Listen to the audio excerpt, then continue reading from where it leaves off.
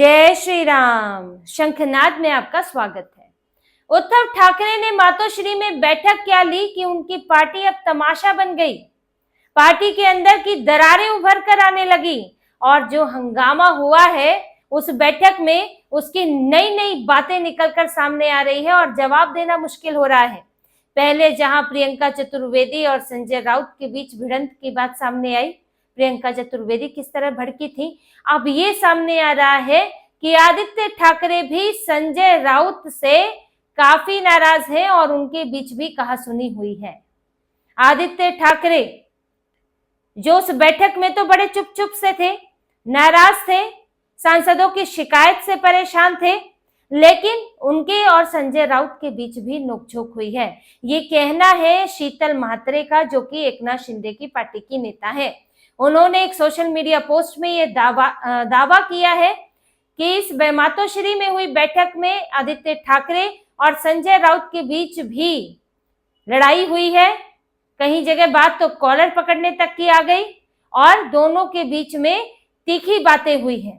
हालांकि संजय राउत का कहना है कि ये सब अफवाह है, मैं उस बैठक में था ही नहीं, मैं तो दिल्ली में अपनी किताब के विमोचन के लिए आया हुआ था और ये सब अफवाह उड़ाई जा रही है। मैं तो शिवसेना का सैनिक हूँ, मैं तो शिव सैनिक हूँ और मैं हमेशा इस पार्टी में रहा हूँ। बाला साहेब ठाकरे, उद्धव ठाकरे से मेरा संबंध आप सब जानते हैं, तो ये ऐसा कुछ नहीं हुआ है। उन्होंने तो सिरे से खारिज कर दिया। लेकिन देखिए, यहाँ संजय राउत के अलावा और किसी ने खारिज किया नहीं है। आदित्य ठाकरे, जो कि सामने आ रहा है कि आदित्य ठाकरे भड़के संजय राउत पर, उन्होंने तो खारिज किया नहीं है। उद्धव ठाकरे और इनके जो करीबी नेता है, जो सांसद वहां पर और थे, वो भी खारिज नहीं कर रहे हैं और वो तो प्रियंका चतुर्वेदी की बात भी खारिज नहीं कर रहे हैं। प्रियंका चतुर्वेदी की बात तो वो तो लगभग जिस तरह से बताई गई है वो सच ही नजर आती है। और आदित्य ठाकरे के साथ जो हुआ है, भले ही संभव है कि वो उस मीटिंग में ना हुआ हो सबके सामने, तो वो लड़ेंगे भी नहीं संजय राउत से आदित्य ठाकरे, लेकिन बंद कमरे में पर्दे के पीछे क्या बातचीत हुई है। क्योंकि आदित्य ठाकरे देखिए, वो उस दिन से नाराज है जिस दिन से शरद पवार की बात सामने आई कि वो सांसद बनेंगे। वो दो चीजें इस वक्त है आदित्य ठाकरे की, एक राज्यसभा की सीट जाना, उससे उनका मन उठा हुआ है, दूसरा सांसदों की शिकायत, अब जो उनके पिताजी से उनकी शिकायत हुई है। देखिए, यहाँ जब सांसद की सीट की बात आई थी, राज्यसभा की सीट की, सारा फसाद तो इनकी पार्टी में वहीं से शुरू हुआ है। क्योंकि कई चुनाव हारने के बाद अब आपके पास एक मौका था राज्यसभा का कि राज्यसभा में आप अगर एक जीत हासिल कर लें तो पार्टी का मनोबल बढ़ेगा और हमारे हाथ में भी कुछ रहेगा कि हमारे पास एक राज्यसभा सीट है। अब चाहे प्रियंका चतुर्वेदी जाती या फिर उद्धव ठाकरे जाते, तो इनकी पार्टी की मांग तो यही थी कि हमें राज्यसभा सीट लेनी चाहिए, हमारे पास 20 विधायक है। इसीलिए उद्धव ठाकरे ने बात उनकी पार्टी की तरफ से कही गई थी और आदित्य ठाकरे खुलकर सामने आए थे। यहाँ तक कि जब शरद पवार के नाम की घोषणा भी हो गई तो भी आदित्य ठाकरे ने कहा था कि हमारे पास सबसे ज्यादा विधायक थे, हमारा बनना चाहिए था, लेकिन हमें मौका नहीं मिला।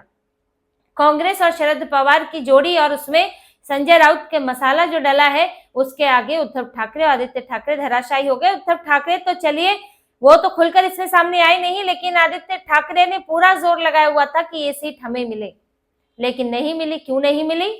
उसमें एक बड़ा योगदान तो संजय राउत का रहा, क्योंकि उन्होंने शुरू में ही शरद पवार का नाम ले लिया, जो कि प्रियंका भी कह रही है, प्रियंका चतुर्वेदी, कि आपको शुरू में उनका नाम लेने की क्या जरूरत थी? जब शरद पवार ने अपना नाम नहीं लिया था तो आपने उनका नाम क्यों लिया? तो आपने एक हवा बना दी उनके नाम की कि हाँ भाई, उद्धव ठाकरे भी देना चाहते हैं, कांग्रेस भी देना चाहती है, कांग्रेस भी दे ही देगी तो शरद पवार राज्यसभा जाएंगे। आपके नाम लेने की देरी थी कि फिर एनसीपी एसपी भी सक्रिय हो गई, शरद पवार की उन दिनों तबियत भी खराब हुई, वो अस्पताल में भी एडमिट हो गए, तो भी एक सिंपैथी का माहौल बना और फिर कांग्रेस के जो केंद्रीय नेतृत्व है उसने भी अपना जोर लगा दिया और उद्धव ठाकरे यहाँ पर खाली हाथ रह गए।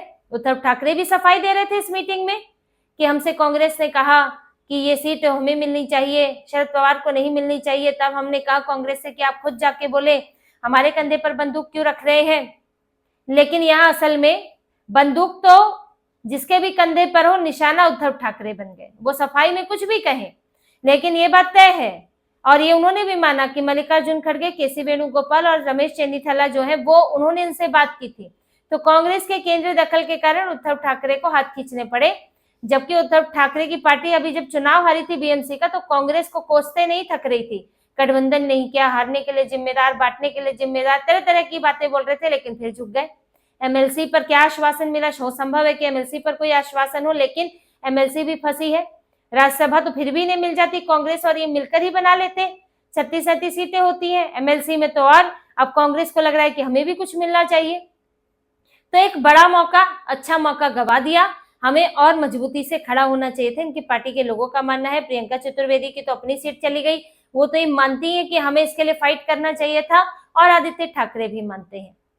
अब जिस तरह प्रियंका चतुर्वेदी नाराज हुई संजय राउत से, उन्होंने भी यही शिकायत की कि मेरी आपत्ति ये है, उन्होंने भरी सभा में बोला उद्धव ठाकरे से कि भाई मेरी आपत्ति ये है कि संजय राउत ने पहले बयान क्यों दिया। इस पर उद्धव ठाकरे ने बचाव की कोशिश की कि भले ही बयान दिया हो, लेकिन अंतिम फैसला तो मेरा ही होना था। लेकिन प्रियंका चतुर्वेदी इससे कोई खुश नहीं हुई, संतुष्ट नहीं थी। कुछ एक बातें उन्होंने कही और उसके बाद वो नाराज होकर बीच में ही उठकर चली गई। तो नाराजगी का स्तर ये देखिए कि उद्धव ठाकरे की मीटिंग छोड़कर चली गई है। वैसे भी अब उनको पार्टी में भी रहेंगे या नहीं, क्योंकि अब तो कुछ है नहीं उनके पास पार्टी में, सिर्फ प्रवक्ता बनकर क्या करेंगी। तो यहाँ ये झगड़ा राज्यसभा का है, जो आदित्य ठाकरे के मन में भी गुस्सा है, और वो संजय राउत से उनके मनमुटाव की, उनके झगड़े की वजह यहाँ पर दिखाता है। दूसरी बात यह है कि आदित्य ठाकरे इस बात से भी नाखुश थे कि सांसद, जो लोकसभा सांसद है, जो सब शिकायतें उनके बारे में करके गए, वो बातें उन तक पहले क्यों नहीं पहुंची कि आपको लेकर ये चर्चा चल रही है। संजय राउत को आखिर इसी काम में तो लगाया गया है। संजय राउत को सिर्फ ये शरद पवार के साथ सेटिंग बैठाने के लिए थोड़ी लगाया है। आप यहाँ पार्टी के प्रवक्ता भी हैं, आप उद्धव ठाकरे और आदित्य ठाकरे के करीबी भी हैं। यहाँ कोई सांसद है, विधायक है, वो सीधे थोड़ी उद्धव ठाकरे और आदित्य ठाकरे से बात कर लेगा, फोन पर थोड़ी बात हो जाएगी, मिलने के लिए भी अपॉइंटमेंट लेनी पड़ेगी। लेकिन संजय राउत को इसकी जरूरत नहीं है। वो फोन मिलाएंगे तो आदित्य ठाकरे फोन उठाकर उनकी बात सुनेंगे, उद्धव ठाकरे उनकी बात सुनेंगे, वो कभी भी उनसे मिलने जा सकते हैं। और यही काम उनका है कि वो सब पर सबकी बात सुने, ये देखे कि पार्टी में और क्या चल रहा है, और फिर उस बात को ऊपर पहुंचाए। आखिर आदित्य ठाकरे को क्यों नहीं पता चला कि उनकी असक्रियता के कारण पार्टी में किस तरह का माहौल बन रहा है। उनके सांसद चाहते हैं कि आदित्य ठाकरे प्रदेश भर में घूमे, पार्टी का संगठन जो है मजबूत करें और जोश भरे।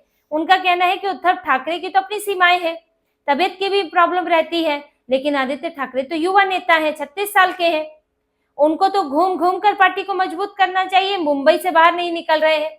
तो ये सब बातें जब अंतिम स्थिति में पहुंच गई तब ये सामने आया है, लेकिन इसका पहले क्यों नहीं पता चला। संजय राउत जो है, एक सलाहकार का काम क्या है, वो सिर्फ प्रवक्ता नहीं है, वो सलाहकार भी है इनके। उसका यही काम है ना कि लोगों का मन टटोलो, लोगों से जानकारी लो, उनके क्या वो चाहते हैं, क्या उनकी परेशानियां हैं, क्या तरीके उनके साथ डील करने के हो सकते हैं, ये सब देखो। वो राज्यसभा जाते हैं, वो लोकसभा सांसदों से मिलते हैं। तो जब ये पहले चीजें सामने आई थी तो आपने क्यों नहीं बताया आदित्य ठाकरे को कि इसे शांत किया जाए इस चीज को, बजाय कि फिर वो कल को इतना बड़ा हो जाए कि वो पाला बदलने की सोचने लगे। ये बात संजय राउत को सिर्फ ये नहीं है कि ये शीतल म्हात्रे ने कह दिया तो इसी में ही कहा गया होगा। ये बात संजय राउत के सामने पहले भी रखी जा चुकी है कि आप ये बताएं कि यहाँ चल क्या रहा है पार्टी में, और एक सही सलाह उनकी तरफ से आए। अब संजय राउत का तो देखिए, दिन रात वो रिपोर्टर सुबह सुबह बुलाकर 10-15 बयान तो वो दे देते हैं, लेकिन उन्हें फुर्सत नहीं होती कि उद्धव ठाकरे आदित्य ठाकरे को पार्टी की सही स्थिति की जानकारी दे। तो आदित्य ठाकरे की यही नाराजगी थी। वो देखिए, आप इससे नाराज नहीं हो सकते हैं कि सांसदों ने आपकी शिकायत कर दी, सांसद चाहते हैं आप एक्टिव रहें। अरे आपका काम है, आपको एक्टिव रहना होगा। आपको, अगर आप नहीं घूमेंगे प्रदेश भर में तो कौन घूमेगा। लेकिन एक ये बात होती है कि जब कोई शिकायत सिंगल होती है तभी हल कर ली जाए, बजाय कि वो सामूहिक बन जाए, तब उसमें समस्या आती है। इसीलिए ये बातें भी सामने आई है कि संजय राउत और आदित्य ठाकरे के बीच इस वक्त खटपट है, उनके बीच में थोड़ी नोकझोंक भी हुई है, और ये समस्याएं, पार्टी की समस्याएं अब किस तरह से विकराल हो रही है, इसको लेकर कहीं ना कहीं संजय राउत को भी जिम्मेदार ठहराया जा रहा है। अब संजय राउत कहते रहे, दिल्ली में घूमते रहे, उनका तो महाराष्ट्र से ज्यादा मन दिल्ली में ही लगता है, और उसी के जुगाड़ में वो हमेशा रहते हैं। दिल्ली में सीट बनी रहे राज्यसभा की, तो यहाँ से शरद पवार को सीट दिलवा दो। अब कल को जरूरत पड़ेगी 2028 में, तो शरद पवार कांग्रेस को मनाएंगे कि भाई संजय राउत को यहाँ पूरा समर्थन मिलना चाहिए। शिवसेना यूबीटी तो वैसे भी मना नहीं करेगी अगर इनके हिस्से में कुछ आने लायक स्थितियां बनी तो संजय राउत तो अपना जुगाड़ कर रहे हैं कि वो किसी तरह से राज्यसभा लोकसभा में आते जाते रहे, दिल्ली में बैठे रहे, बंगला मिला रहे। तो संजय राउत के अपने चक्करों में उद्धव ठाकरे का बंटाधार हो रहा है। अब पहले तो पिता से ही नाराजगी थी, अब बेटे से भी नाराजगी है, और पार्टी की नीतियों को लेकर तो समस्या है ही है, विचारधारा की समस्या भी है, पार्टी में कोई पद नहीं है, लोगों जो नेता है उनके पास उम्मीद नहीं है, हताशा का दौर है, फिर ऊपर से दूसरी पार्टियों से अच्छा ऑफर भी है। तो इस सबके बीच में उद्धव ठाकरे की पार्टी में संजय राउत के अलावा और कितने लोग रह पाते हैं आने वाले समय में, ये देखना होगा। संजय राउत तो रहेंगे क्योंकि उन्हें राज्यसभा सीट उसके बिना मिलना बड़ा मुश्किल हो जाएगा, लेकिन उनके अलावा संजय राउत अब कितनों को इनके आसपास रहने देते हैं, कितने उद्धव ठाकरे की इमोशनल अपील सुनकर, ठाकरे से निष्ठा की बात सुनकर अब इनके साथ रहेंगे और इनकी पार्टी को कब छोड़कर जाएंगे, ये आने वाले साल, ये देखिए ये जो 5 साल का कार्यकाल है, ये चुनाव से पहले ही बहुत कुछ उद्धव ठाकरे की पार्टी को लेकर तय हो जाएगा। तो इसी तरह की और खबरें और विश्लेषण आपके लिए लाते रहेंगे, हमसे जुड़े रहिए, सब्सक्राइब कीजिए, कमेंट कीजिए। बहुत बहुत धन्यवाद। जय श्री राम।